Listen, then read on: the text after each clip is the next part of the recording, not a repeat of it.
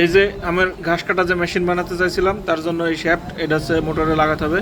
এটা হলো আমার উস্তাদের সিন্দুক থেকে বের করেছি, একদম সিন্দুকের ভিতর থেকে। এই যে এগুলো হচ্ছে এই গ্রাইন্ডিং মেশিনের সেট আপ, এই গ্রাইন্ডিং মেশিনের ফ্রন্টের সেট আপ একদম উস্তাদের সিন্দুক থেকে বের করা আছে। এখন এই ল্যাজটা কাটি ফেলা হবে।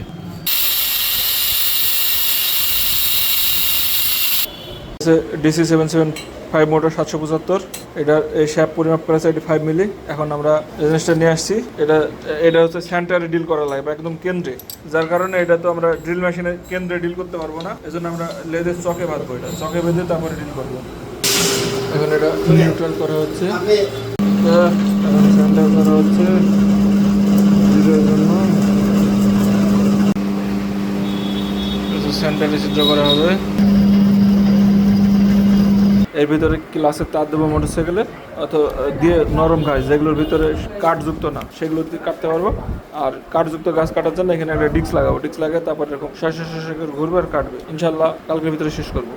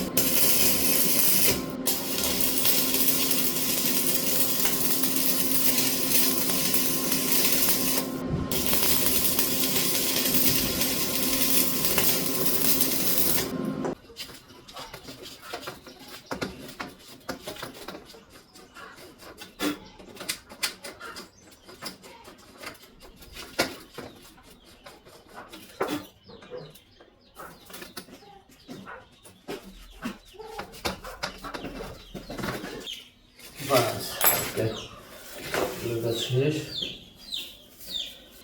আইডিয়ার মাথায় আটকাতে হবে।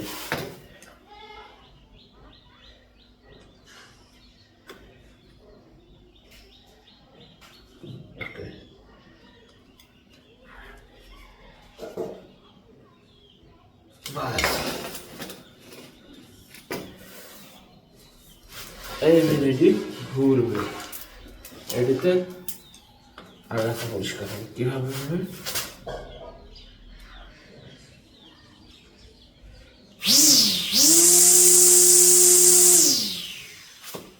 দেখতে পাচ্ছেন কীভাবে কাজ হবে।